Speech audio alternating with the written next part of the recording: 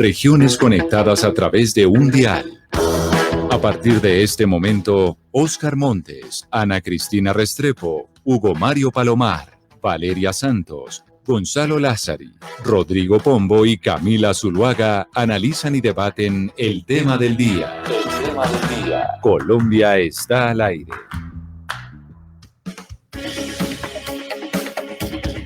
12 del día, 16 minutos. Gracias por seguir conectados con nosotros aquí en Mañanas Blue, en donde vamos a hablar de nuestro tema central. Y tiene que ver con, es decir, las vacunas, pues evidentemente son el tema del día en Colombia y lo serán toda la semana. Pero hay otro tema importante del que hemos hablado mucho aquí en esta mesa de trabajo y tiene que ver con las criptomonedas y tiene que ver con el Bitcoin. ¿Usted compró ya Bitcoins, Juan Carlos, o no ha comprado Bitcoin? Me han ofrecido 3 veces, me ha dado miedo 3 veces. Y lo que sí es claro es que hoy el mundo se está resignificando. Se resignificó el trabajo, las profesiones y el dinero. Y eso está avanzando.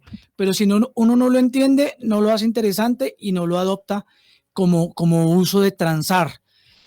Todavía no lo entiendo muy bien. Acá tenemos un debate entre mi compañero Gonzalo Lázaro y Valeria Santos, porque Gonzalo dice hay que invertir en Bitcoin. Gonzalo, si hubiéramos invertido cuando estaba en 30,000, ya nos hubiéramos ganado 20,000. Eso lo dijimos ayer. Sí, claro. Y Valeria dice que ella no cree en eso, que eso puede ser una burbuja que va a estallar en cualquier momento. Pero entonces, precisamente sobre ese debate, porque mucha gente se está preguntando, bueno, ¿compro Bitcoin? ¿No lo compro? Hemos invitado a varias personas que yo creo que nos pueden aclarar este panorama. Daniel Lacalle es un economista liberal español que trabaja como gestor de inversiones y ha sido profesor de economía. Además, es autor de varios libros y por eso lo hemos invitado. Doctor de Lacalle, bienvenido. Gracias por estar con nosotros hoy aquí en Mañanas Blue. Muchísimas gracias, muy bien, muchas gracias por invitarme. Y le pregunto ya de entrada, ¿esto es una burbuja o no es una burbuja? ¿Tenemos que irnos hacia las criptomonedas? ¿Esto que está pasando con el Bitcoin se va a reventar en cualquier momento o no?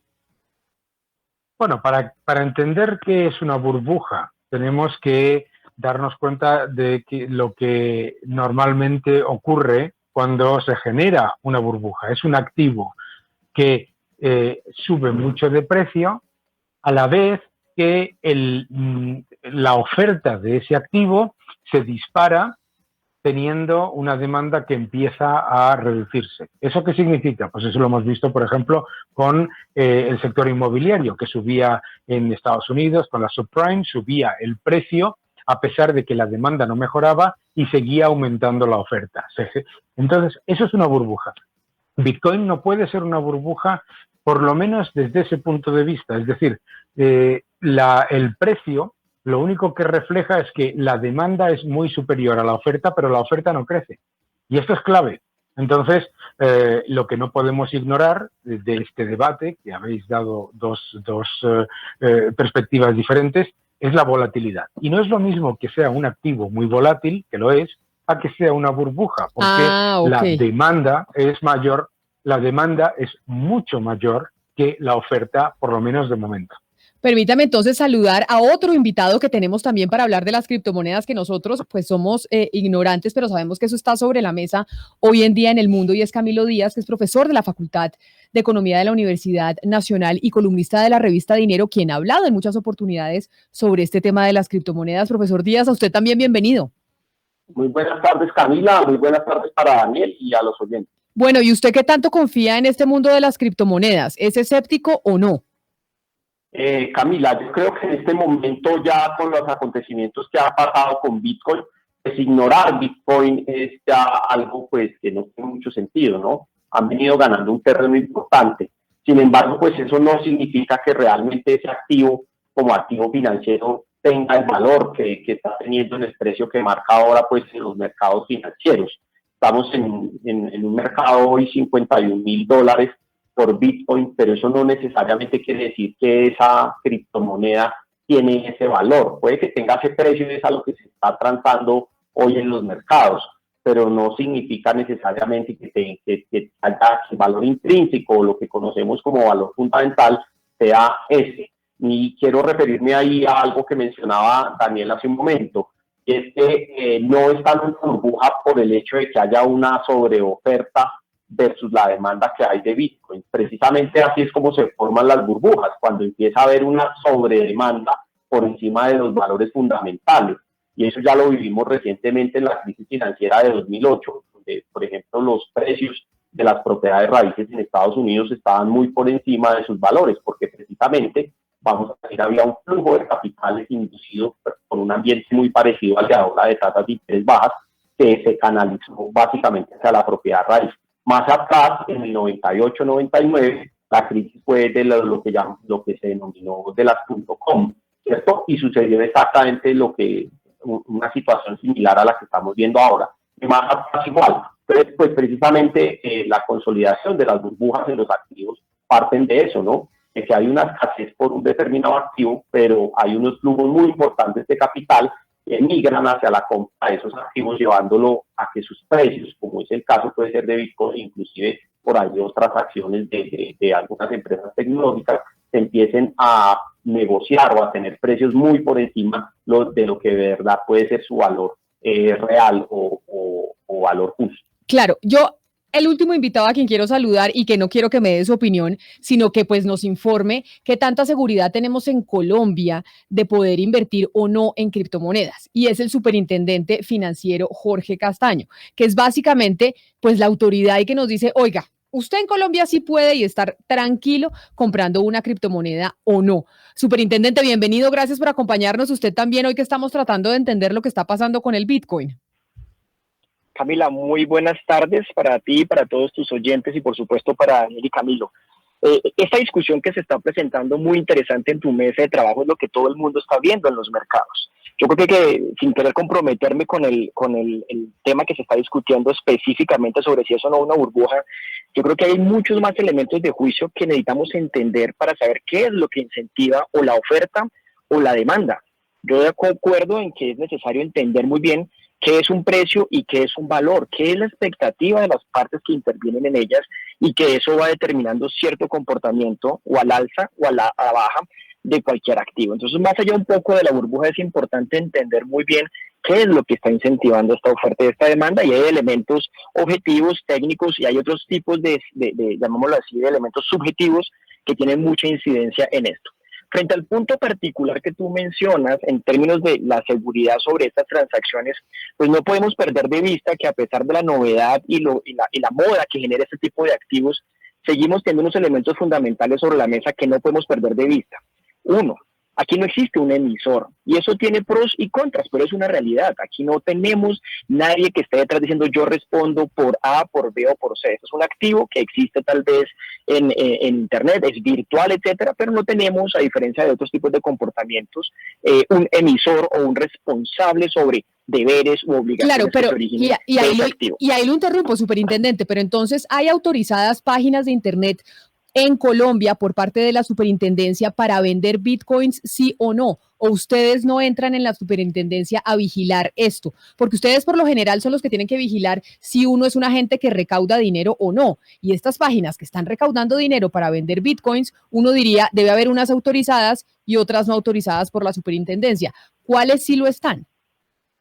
En efecto, Camila, tú lo mencionas muy bien. La superfinanciera no vigila plataformas de intercambio de bitcoins o de cualquier criptoactivo por una razón sencilla, y es que en Colombia no ha tenido una evolución en reconocerla o como moneda o como divisa o como, digamos, activo financiero incluso. Entonces, desde esa perspectiva, no hay una vigilancia sobre esas plataformas, y es lo que sucede en la gran mayoría de países que vienen acompañados con mi comentario anterior. Entonces, las plataformas son, o mejor, la compra o venta de criptoactivos con recursos propios es una actividad libre. Y la plataforma que quiera ofrecer este tipo de activo, como es un activo libre, pues no está sujeta a la vigilancia de ninguna autoridad, mucho menos de la autoridad financiera. Ese es el estatus en Colombia. Lo que sí no pasa en este momento es que el ahorro del público, pensemos en un fondo de pensiones, pensemos que un banco toma los depósitos de las cuentas de ahorros y no presta cartera, sino va y compra un criptoactivo, eso no está permitido en nuestro país. No es un activo admisible para el sistema financiero. Pero en la zona intermedia, la superfinanciera lanzó un piloto en conjunto con otras autoridades que vamos a probar precisamente eso, qué tanto desde el punto de vista de conocimiento del cliente, perfil de riesgo, etcétera, un exchanger que sigue siendo una actividad libre puede tener un canal de comunicación con el sistema financiero para que los consumidores que tienen cuentas en el sistema financiero puedan convertir esos pesos en un criptoactivo o tener esos criptoactivos en la plataforma Exchanger y convertirlo en pesos. Eso es un escenario intermedio, pero respeta los pilares iniciales de es un activo de libre inversión con recursos propios, se advierte mucho sobre los elementos de formaciones de precios, etcétera, pero no está vigilado, no se responsabiliza, no hay un seguro detrás de esto de depósitos ni nada por el estilo, una red de seguridad que dé tranquilidad en términos de qué pasa si esto no sale como yo estaba esperando. Entonces es alta volatilidad, un perfil de riesgo muy alto, sujeto a unas variables que son difíciles de descifrar. Todo está muy montado sobre un elemento subjetivo de hacia adelante que puede pasar, especulativo, si lo queremos llamar, pero también es cierto que esto pasa con otros activos en los mercados financieros y no financieros. Claro, señor Camilo, cuando yo lo escucho hablar, se me viene a la cabeza el año 2003, 2002, cuando la gente decía que Twitter no iba a tumbar el monopolio de las noticias de los grandes medios de comunicación. Y así ha pasado con una gran cantidad de compañías tecnológicas que han evolucionado con el tiempo. Hoy vemos, por ejemplo, el día de hoy, que Visa anuncia la inyección o por lo menos a futuro la inversión en criptomonedas, al igual que Mastercard, lo está haciendo la ciudad de Miami, el señor Elon Musk. Morgan Stanley dijo que también iba a invertir en bitcoins. ¿Por qué no creerle a estas personas? ¿Por qué no creerle a estas compañías? ¿Por qué no pensar un poco en el futuro? A ver, ahí hay que distinguir varias cosas. Una cosa es que un gestor de portafolios invierta parte del dinero que administra en un determinado activo, llámese Bitcoin, llámese, digamos, un hedge fund, inclusive, o otro vehículo financiero, y otra diferente es la capacidad de riesgo que asume. Entonces, fijémonos el caso de Elon Musk, ¿sí? Dijo o anunció que iba a invertir hasta $1.500 millones en Bitcoin, pero ¿cuánto es la fortuna de Elon Musk? Estamos hablando de más de $60.000 millones. Entonces, nos damos cuenta que al final, ¿cuánto está invirtiendo de su fortuna? Cerca de 2% o 2,5%.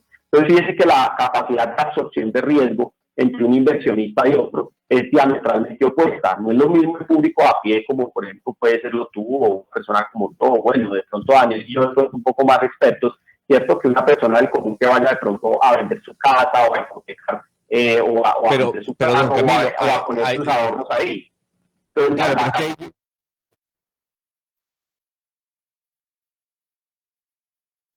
Que hablan de Bitcoin, lo primero que dicen es que no invierta sus ahorros en criptomoneda, que no meta toda su plata en eso, sino que agarre un pedacito de su plata y la invierta.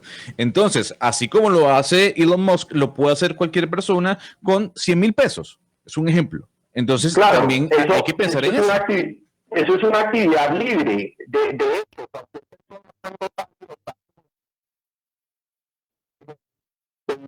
con sus propios recursos, pero el hecho de que usted invierta sus propios recursos no quiere decir que tiene esa misma capacidad de absorción de riesgo.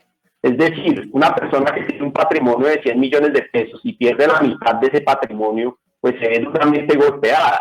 Probablemente si tiene un patrimonio de 100 millones de pesos y pierde nada más 100,000 pesos, pues no le pasa nada. Eso es a lo que me refiero, no tanto si tiene la libertad o no de invertir en bitcoins o si es legal o no lo es legal.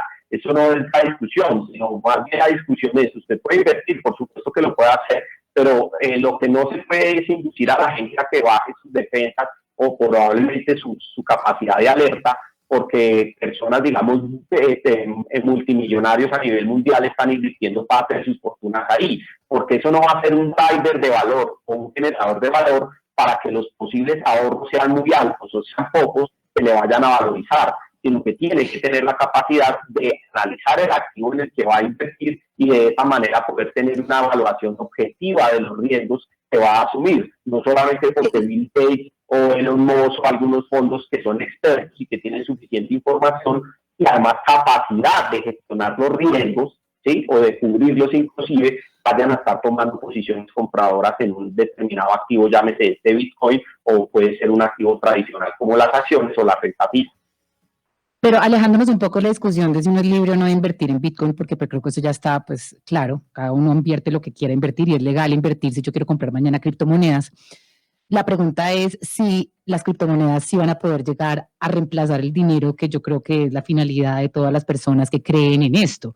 Y mi pregunta va al profesor Lacalle, porque para que reemplace el dinero, que sería como la finalidad máxima, pues tiene que tener confianza y sobre todo ser intercambiable, pero la criptomoneda per se no es tan eficaz para hacer transacciones, es decir, hace menos de 10 transacciones por segundo. Entonces, una moneda que tiene, digamos, tanta ineficacia para transar y para hacer intercambios monetarios, ¿puede llegar algún día en realidad a reemplazar el dinero? Bueno, yo creo que tenemos que diferenciar lo que hemos hablado ahora como activo financiero y el número de transacciones que se generan con lo que es una startup de moneda. Las criptomonedas todavía no son monedas, pero los datos que nos van llegando del número de empresas, como acaba de decir nuestro compañero, que están ya adoptando Bitcoin para transacciones, etcétera, va aumentando, ¿verdad? Para que una moneda sea tal, tiene que cumplir 3 requisitos. El primero es ser una unidad de medida, el segundo es ser una reserva de valor y el tercero es ser una unidad de cambio generalmente aceptada. Esos 3 factores los cumplen muchas monedas, pero curiosamente muchísimas monedas estatales, más de 80 en el mundo, no los cumplen.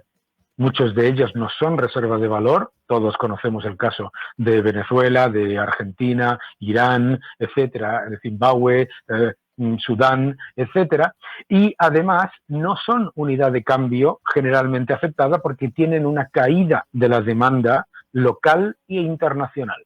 Entonces, las criptomonedas, de momento, lo que están es en el proceso en el que ya son, o por lo menos pues la razón por la que estamos teniendo este debate es porque hay una percepción generalizada de que pueden ser una reserva de valor y una unidad de medida, pero generalmente aceptada es más complicado. Pero yo tomaba un taxi esta tarde de camino hacia aquí y me he encontrado un comercio que ponía una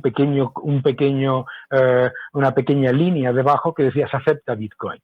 Y esas cosas van cambiando. Y lo bueno de una moneda es que la utilización generalizada de una moneda no la puede imponer nadie, ni siquiera un Estado, porque conocemos el caso de Ecuador o de El Salvador, de Argentina mismo, en el que por mucho que el gobierno se empeñe, los ciudadanos cada vez prefieren no utilizar la moneda local y cambian a otra opción. Entonces, ese proceso entra en la clave de por qué estamos teniendo este debate hoy sobre Bitcoin y las criptomonedas.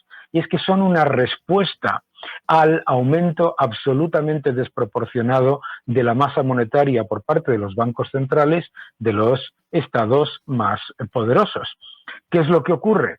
Que el euro o el dólar mantienen su posición como monedas de reserva porque son relativamente estables y porque la emisión de moneda es menor que el aumento de la demanda de la misma. Pero mientras estamos hablando, el año pasado, que fue un año en el que se habló de la debilidad del dólar como generalizada, 75 monedas del mundo se depreciaron entre un 10 y un 30% con respecto al dólar, entre ellos el real brasileño o el peso argentino. Sí. Y entonces lo que nos encontramos en el mundo es que a lo mejor en países donde hay una moneda relativamente estable y una política monetaria relativamente seria, el caso de Colombia es uno de ellos, ¿qué es lo que nos encontramos? Que hay un número creciente de ciudadanos en el mundo que no confían en la moneda de su Estado y por lo tanto están buscando una alternativa. Y ahí es por donde las criptomonedas están empezando a tener un nivel de importancia que hace 7 años se consideraba impensable. Permítame preguntarle al superintendente Castaño, usted que es el regulador, el que vigila ¿los bancos tienen temor de que las criptomonedas puedan llegar a amenazar el sistema financiero y a amenazar las monedas de los bancos centrales, o los bancos y el sistema financiero está abierto también a ser parte de esta nueva ola que estamos viendo de criptomonedas?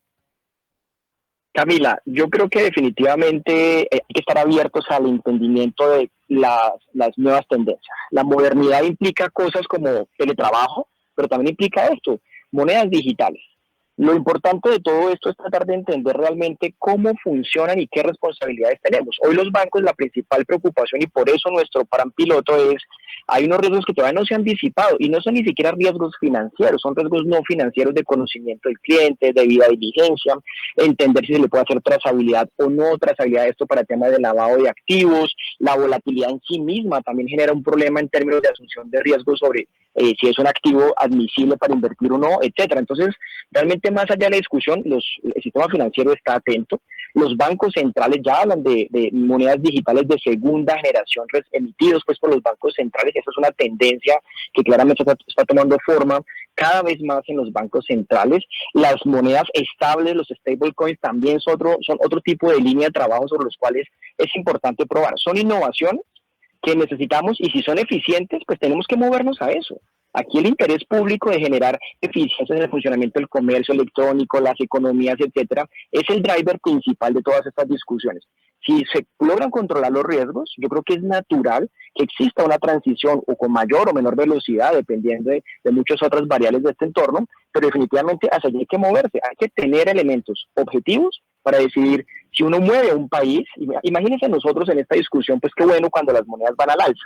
Entonces, no, las pensiones subieron muchísimo, etcétera. Pero ¿qué pasa cuando hay una corrección tan grande que no es fácilmente anticipable ni elementos objetivos sobre los cuales poderlos analizar? Entonces, yo creo que es un tema solamente cierro diciéndoles esto, es un tema en el cual hay que ir con mucha responsabilidad y paso a paso, sobre todo cuando se trata de la estabilidad de un sistema. Pero no creo que sea temor, sino más bien es una curva de aprendizaje que se ha venido dando tanto de la industria como de los mismos jugadores que ellos participan.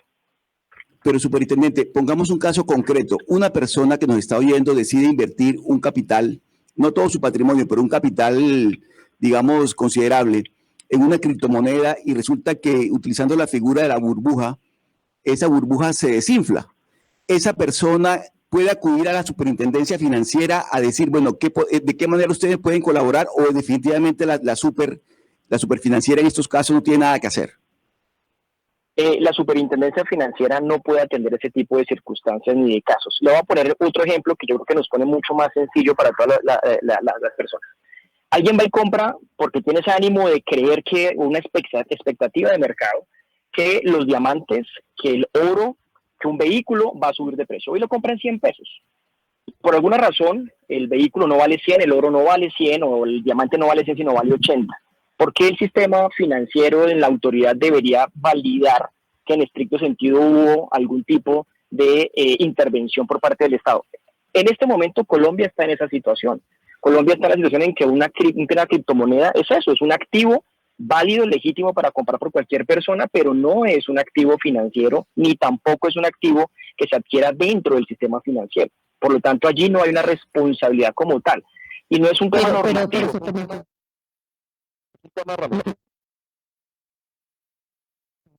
También Yelen dijo que pues sí, hay que hablar y empezar a hablar de las criptomonedas, porque pues sí son una amenaza existencial a la banca central, a la economía de los países, al poder que tienen los gobiernos de controlar la moneda, etcétera. ¿Ustedes sí van hacia allá? ¿Ustedes sí se están preparando para regular este mercado? ¿O va a pasar lo que pasó con Uber, etcétera, que nos llegó tarde, nos cogió tarde y nunca supimos cómo hacerlo?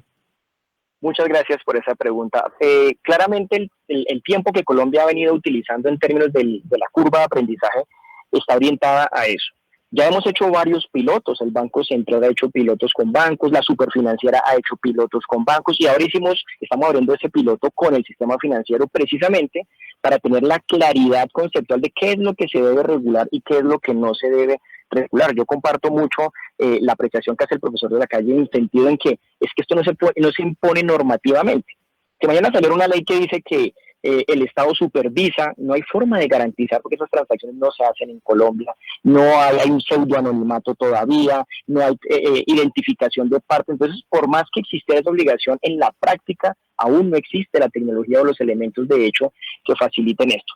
Comparto la apreciación y si ese es un escenario, lo estamos viendo en otros bancos centrales, hay que evaluarlo totalmente en una apertura, prepararnos a identificar riesgos, posibilidades y prevención. Me parece que esos debates construyen de muy buena forma el entendimiento de quién asume riesgos, qué responsabilidades existen y no generemos falsas expectativas porque también eso no contribuye a depurar adecuadamente el tema.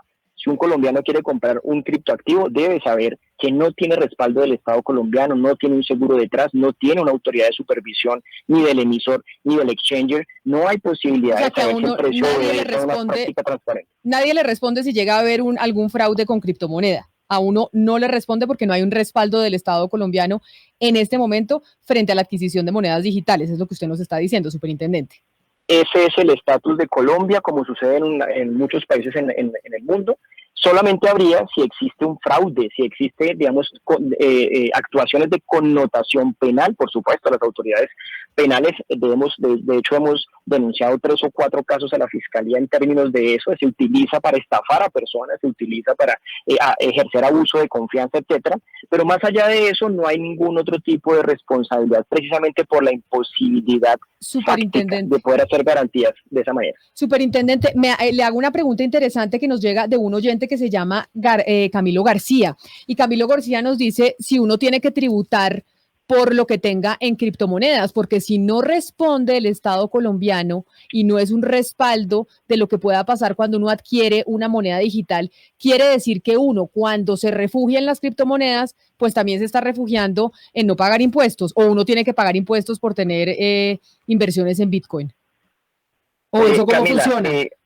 Claro, Camila, yo creo que hay un elemento que es común en el mundo. Voy a meterme un poco en camisa de 11 varas en términos de que no es la función de la superintendencia, pero recogiendo todo el trabajo que se ha venido haciendo incluso con la DIAN, hay un concepto fundamental en todo esto. Es un activo. Y si usted el activo lo compró en 10 y esto vale 20, pues eso le genera renta, usted va a tener que pagar impuestos sobre esto. No significa necesariamente... Pero ¿cómo pago impuestos por algo que no reconoce el Estado colombiano? Que eso seguramente es lo que debe estar pasando. Mucha gente se invierte en criptomonedas y no tiene, usted en la declaración de renta, ¿cómo pone? ¿Tengo criptomonedas? ¿Eso qué rentabilidad? Camila, es que yo creo que hay un tema, cuando yo hablo en términos de que no hay respaldo del Estado, significa de la red de seguridad creada para los activos financieros. A eso me refiero yo. Cuando digo que no hay respaldo del Estado, no significa que el Estado desprenda el desarrollo de sus actividades normales de funcionamiento. O sea, un exchanger tiene que crearse en Colombia como una persona jurídica común y silvestre. Tiene que reportar, y si presta un servicio que está grabado con IVA, pues va a tener que pagar IVA. Pero no es una actividad que por su interés público sea reglada y controlada como la que pasa con un banco. Entonces, un exchanger tiene que cumplir obligaciones tanto societarias como tributarias, como si yo abriera, perdónenme la comparación, un restaurante, como si yo abriera una compraventa, una inmobiliaria. Son actividades libres. Ese es el entendimiento que existe hoy. Entonces, no es que el Estado no lo reconozca, claro que el Estado lo reconoce, pero lo que ha dicho el Estado colombiano hasta este momento es que eso no es una actividad de interés público que necesite intervenirse, como lo es la actividad financiera. Entonces, si usted va a crear un banco, tiene unas reglas de funcionamiento, tiene que tener un seguro de depósito, tiene que ser vigilado por la superfinanciera, porque la Constitución dijo que es una actividad de interés público.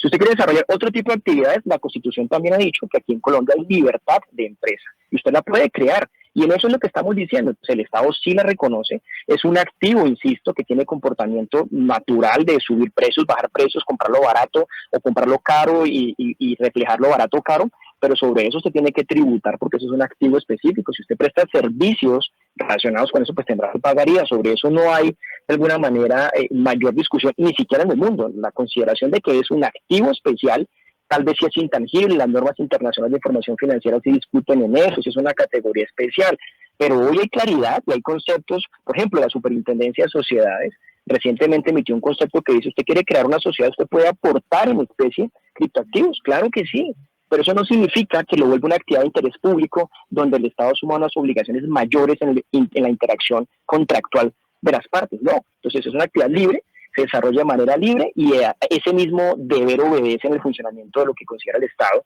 Es una actividad que no es de interés público. Superintendente, pero entonces me quiero devolver una vez más a la sanción. Si una persona, si un grupo de personas, digamos, para entrar a una sociedad o lo que sea, de alguna manera es o estafada o vulnerada o hay un movimiento extraño con Bitcoin, entonces el lugar para acudir es directamente a Fiscalía. Si existe exactamente una connotación de esa naturaleza donde un esquema defraudatorio, claramente se tipifica más en las instancias de los delitos que investiga la Fiscalía General de la Nación. Si por alguna razón se engaña a la gente, y esto también es importante, creyendo que se invierte en criptoactivos y le reciben plata, allí podría también estar incurso en una captación ilegal. Y también hemos identificado casos en donde de manera particular venden billeteras, venden bóvedas donde supuestamente se invierten en criptoactivos. La gente pone $1,000 y espera que le devuelvan 1,500 en un mes, y no hay ni los criptoactivos ni ningún negocio que justifique ese rendimiento que supuestamente se compromete a alguien a devolver. Entonces hay dos instancias en donde el Estado controla. Uno, en donde claramente puede atentar contra el patrimonio de una persona cuando hay un fraude, cuando hay una estafa, cuando hay un abuso de confianza, y eso compete a las autoridades penales. Y también puede existir un escenario, tanto en el ámbito penal como en el administrativo, en donde se adopte un esquema defraudatorio disfrazado en criptoactivos, en donde lo que hay es una captación masiva del público con el compromiso de devolver una suma de dinero en pesos, y no están invirtiendo en criptoactivos. Aquí también el Estado interviene y toma las decisiones como cualquier otro caso de captación. Es el superintendente financiero Jorge Castaño, que estaba hablando con nosotros hoy que estamos en nuestro tema de las criptomonedas. Superintendente, mil gracias. Sabemos que se tiene que ir. Gracias por habernos atendido. Gracias a ti por este debate tan interesante, y un saludo especial a todos sus oyentes. Buen día. Y quiero hacerle una pregunta al profesor Lacalle, y es, profesor, ¿qué es lo que va a pasar cuando entren al sistema financiero de los Estados Unidos y así del mundo los 1.9 trillones del paquete de estímulos que ha prometido el presidente Joe Biden? Porque una de las razones que dicen muchos analistas del crecimiento del valor de la criptomoneda es la manera en que se está inyectando dinero a la economía por parte de los países desarrollados. ¿Usted cree que cuando ya entre ese 1.9 trillones de dólares se va a disparar aún más el precio de las criptomonedas, o qué va a pasar? Bueno, claramente, como decía antes, el avance de las criptomonedas es una derivada del aumento brutal de la masa monetaria por parte de los principales bancos centrales del mundo. Por lo tanto, si se aprobase ese anuncio de 1.9 trillones de dólares que se ha hecho, y ese 1.9 estuviese respaldado por una emisión de otro 1.9 trillones por parte de la Reserva Federal, es muy probable que se generase esa misma reacción que vimos el año pasado, en el que la masa monetaria de los principales países de las economías mundiales se disparó como no lo habíamos visto en muchísimas décadas, a nivel de doble dígito, ¿verdad? Pero yo creo que ha sido una conversación absolutamente clave entender, primero, como activo de inversión. Lo ha dicho antes el profesor Camilo Díaz, clarísimamente. Como activo de inversión, las criptomonedas son muy volátiles. Y uno no puede pensar que porque haya una correlación directa entre precio y aumento de la masa monetaria. Pero sí es verdad que cuanto más se testen los límites de la política monetaria por parte de los bancos centrales, las criptomonedas aparecen como una respuesta. Vuelvo a decir que ese es un tema importante. Entonces, ahora mismo ha ocurrido en muy poco tiempo una cosa que no esperábamos muchas de las personas que seguimos y analizamos criptomonedas, ¿no? Que es que ha entrado en una parte del sistema financiero que se consideraba que iba a ser muy lejana, que es la que están invirtiendo grandes fondos de inversión, Morgan Stanley, etcétera, que está entrando en el sistema de los medios de pago de tarjetas de crédito, etcétera, Visa, Mastercard, etcétera, y por lo tanto esa respuesta a la política monetaria de los principales bancos centrales se va a mantener, pero con muchísima volatilidad, y los ciudadanos que inviertan tienen que saber que esa volatilidad existe, igual que es una evidencia que tenemos la valoración de activos de empresas como Tesla a máximos históricos, y tenemos la valoración de las grandes empresas tecnológicas a máximos históricos. Hay una correlación entre esa valoración de activos que están muy ligados a la política monetaria de los grandes bancos centrales. Así que yo creo que hay que ser consciente de eso. Pero si le fuéramos a hablar a esos ciudadanos que quieren invertir, los ciudadanos que nos están escuchando en este momento y que quieren invertir, yo le quisiera preguntar al señor Camilo Díaz. Él hace un rato nos hablaba de Elon Musk y bueno, estos grandes personajes que tienen unos porcentajes, tienen muchísimo dinero y invierten un porcentaje de ese dinero. Si uno le fuera a decir a los ciudadanos, mire, le recomiendo, esta es la ruta de inversión. Es decir, si usted tiene tanto, esto es el porcentaje que debería invertir o cómo se debería asesorar, cómo sería esa ruta para recomendarle a un ciudadano cualquiera, una persona común y corriente que también estaría interesada en invertir en Bitcoin. Muchas gracias por la pregunta. Si un ciudadano común y corriente desea invertir en criptodivisas, lo primero que tiene que tener en cuenta es que ahí en esa inversión solo puede depositar el dinero que pueda perder absolutamente, o sea, con el que pueda asumir un total riesgo, digamos, de pérdida hasta del 100%. ¿Por qué? Porque como hemos dicho reiterativamente a lo largo de la discusión, las criptodivisas, específicamente Bitcoin, es muy variable. Eso lo llamamos nosotros en finanzas la volatilidad. ¿Qué quiere decir eso? El precio de hoy no necesariamente puede ser el precio de mañana, sino que puede que esté hoy cotizándose a $51,000 por Bitcoin y mañana, digamos, aparezca con una gran caída hacia $40,000 o $42,000. Entonces eso implica que hay unas diferencias de precio o unas variaciones de precio en periodos de tiempo muy cortos que aumentan el riesgo de que el activo se siga valorizando o valuando en el precio en el que usted lo compró. Miren que nosotros mencionábamos hace un rato que una de las características que tiene que tener el dinero es que sea una reserva de valor. ¿Qué significa una reserva de valor? Que con lo que vale hoy sea más o menos capaz de comprar una misma cesta de bienes o servicios al día siguiente o en un periodo de tiempo corto, por ejemplo, en el mes siguiente. Bitcoin puede que no pase eso, porque puede que hoy esté valuado en $51,000 y usted pueda comprar activos intercambiados por un Bitcoin por ese monto, pero puede que una semana después se haya desvalorizado o inclusive valorizado mucho más y ya la relación versus una cesta de bienes o servicios sea diferente. No pueda comprar la misma cesta porque se desvalorizó o incluso una cesta más grande.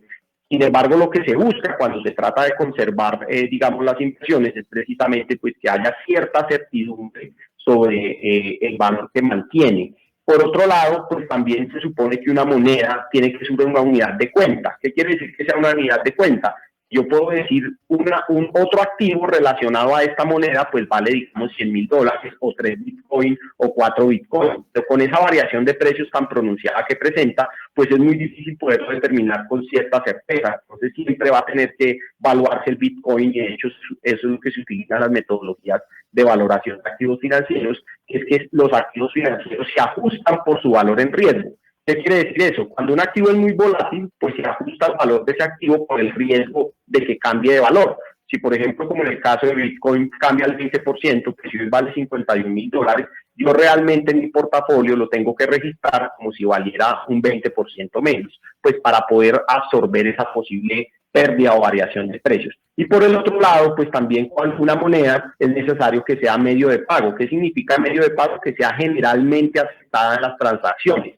Bitcoin es cierto que ha venido penetrando muy bien, sobre todo en las transacciones de retail, ¿cierto? Ya se pueden hacer compras, como mencionaba el profesor de la calle, algunos restaurantes reciben, en algunos lugares del mundo se pueden pagar servicios públicos, pequeñas facturas con Bitcoin, etcétera. Pero todavía Bitcoin no está siendo implementado como una moneda para el comercio internacional. ¿A qué me refiero con el comercio internacional? Difícilmente vamos a encontrar que, por ejemplo, un banco internacional le vaya a aceptar a un deudor que tiene pues, creencias sobre él, que le pague, por ejemplo, un crédito que está denominado en dólares o en euros, se los pague en Bitcoin. Seguramente le va a decir, muy bien, usted tiene Bitcoin, cámbielos a la moneda en la que yo le generé la operación de crédito y me paga. Igualmente, seguramente un importador colombiano que quiera traer, no sé, dispositivos electrónicos para distribuirlos acá, y va a pagar esa factura o esa carta de crédito internacional con Bitcoins, pues seguramente su proveedor internacional le va a decir, mire, convierta esos Bitcoins o esa criptomoneda en euros, en dólares o de pronto en yuanes y con mucho gusto yo le hago la transacción. Entonces fíjense que hay unas penetraciones y logra cumplir ciertas funciones, pero no 100% como es el dinero pues que actualmente conocemos en las divisas que se utilizan en el comercio internacional. Claro. Don Daniel, ¿cuál sería el primer paso que debe dar un gobierno si quiere adentrarse dentro del tema del Bitcoin? Vemos lo que pasó en Venezuela, que obviamente no se compara con el petro, pero dieron un primer paso en el tema de la moneda virtual. Estamos viendo cómo la ciudad de Miami está anunciando también el pago de algunos servicios con criptomonedas. ¿Cuál debe ser, desde su perspectiva, el primer paso que tiene que dar un gobierno para adentrarse en este mundo? Yo creo que el primer paso que tiene que dar un gobierno cuando piensa en monedas digitales o en criptomonedas es si el objetivo del gobierno o del Banco Central de su país es constantemente devaluar y expropiar la riqueza vía monetaria, va a fracasar, ¿de acuerdo? Y ese ejemplo que acaba usted perfectamente de comentar de Venezuela con el petro es bien evidente, ¿no? Nadie va a aceptar una moneda digital de un Estado que ya ha demostrado que su objetivo es constantemente depreciar la moneda y destruir el poder adquisitivo de los salarios y de los ahorros. Pero desde el punto de vista de lo que estamos viendo, por ejemplo, en Miami y en otras ciudades, también ha ocurrido en Europa, en algunos sitios, yo creo que es más parecido a lo que acaba de comentar el profesor Camilo Díaz, que es la utilización de un activo como respaldo de una transacción que se va a hacer en la moneda local. Es decir, que si tienes que pagar los impuestos de Miami en dólares y tienes Bitcoin, te aceptan el Bitcoin, pero al cambio que refleje el mercado en el día, $51,000, lo que sea, ¿no? O sea, que sí es una transacción reflejada en una moneda estatal. Yo creo que la transición a monedas digitales, que yo creo que va a ocurrir inexorablemente por parte de bancos centrales, etcétera, para que tenga éxito, tiene que partir de la base del pilar más importante por el que hoy estamos hablando de Bitcoin y de criptomonedas, que es dejar inmediatamente de utilizar la moneda como un factor de extracción de riqueza y de mal llamada competitividad. Esas mal llamadas devaluaciones competitivas que lo único que hacen es trasladar los problemas estructurales de los países a multiplicarlos 3 años o 4 años después. Por lo tanto, el primer paso que debe tomar un país para adoptar monedas digitales, etcétera, es que la confianza en que su Banco Central y su gobierno no van a utilizar el subterfugio monetario para destruir el poder adquisitivo de los salarios y de los ahorros, que no se va a utilizar esa política, es clave. Si no, va a ser un fracaso, el de Venezuela con el petro u otros similares que también se han intentado. Pues seguimos aprendiendo del Bitcoin, de las criptomonedas que están generando una revolución y sobre todo por el precio que están alcanzando. Ya llegó el Bitcoin, que es la más famosa, a $50,000 y creo que Daniel Lacalle, economista liberal español, ya lo había presentado. Mil gracias por haber estado con nosotros, por habernos explicado qué es este tema de las criptomonedas, y lo mismo al profesor de la Universidad Nacional, Camilo Díaz. Gracias por haber compartido el día de hoy y haber estado aquí hablando de esto que nos tiene sorprendidos a todos y que estamos tratando de aprender. ¿Qué pasa con el Bitcoin y con las criptomonedas? Juan Carlos, gracias por haber venido usted también. Felices, y aprendimos de Bitcoin. Voy a mirar después de esta conversación a ver si me arriesgo por primera vez. A ver si invierte. Son las 12 del día, 59 minutos. Hacemos una pausa y ya llegan nuestros compañeros de Meridiano Blue con mucha información.